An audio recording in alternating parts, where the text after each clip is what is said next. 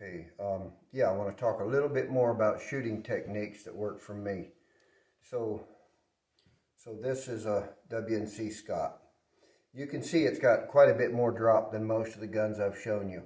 So if you take this straight edge and put it here and look at the heel, this gun has 3 inches of drop. That's a lot for me. So typically a gun with a lot of drop, you don't have to worry as much about cast.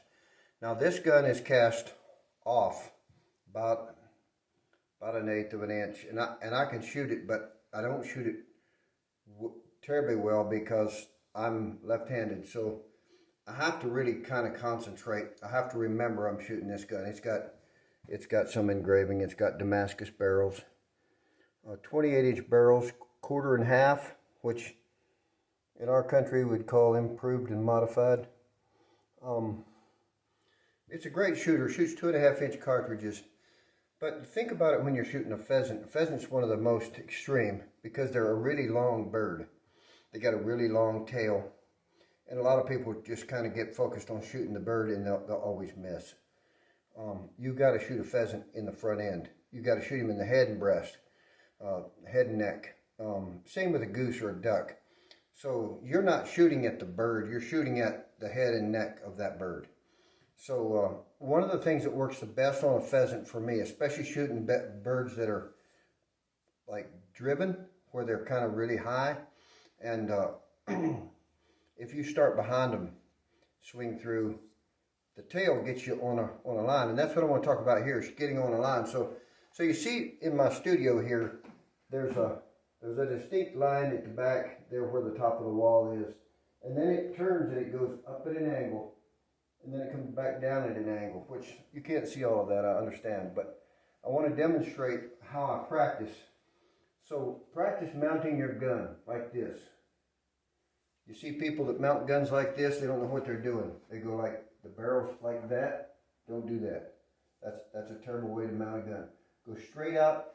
Your barrels should be going straight toward your target.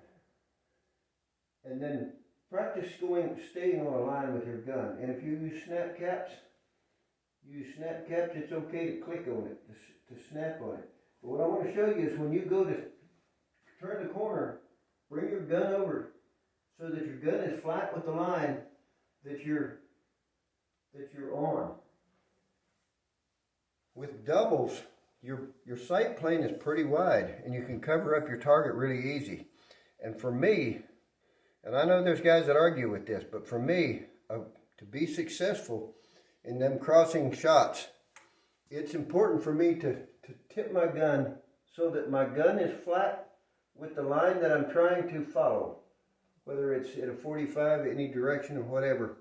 Don't be afraid to turn your gun whichever way you're following it so that you're keeping your gun flat with the line that you're trying to follow. Don't worry about keeping it horizontal.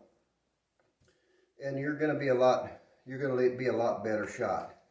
Now this gun will probably maybe get the stock bent at some point, but here's the thing, this gun here is for sale, so I most likely won't. I'll just probably leave it alone. It's really set up for a right-handed guy really well, so I shoot it right-handed fairly well, even though right-handed isn't natural for me. That's the best way to shoot this gun for me. I can hit birds with it. I don't take it clay shooting. One of the reasons is the 2.5-inch cartridges are precious to me, so I don't blow them up at clay targets. I have a 2 3/4-inch gun that I shoot clays with. I can buy ammo in Walmart with for that. So this is a game gun. It only gets used to hunt with, and that's what I save it for. Just remember, anybody can buy an ugly gun. But, think about it. 90% of the time you're not shooting your gun. You're taking it out on Sunday afternoon and cleaning it and looking at it and admiring it and enjoying it. Why not have something beautiful?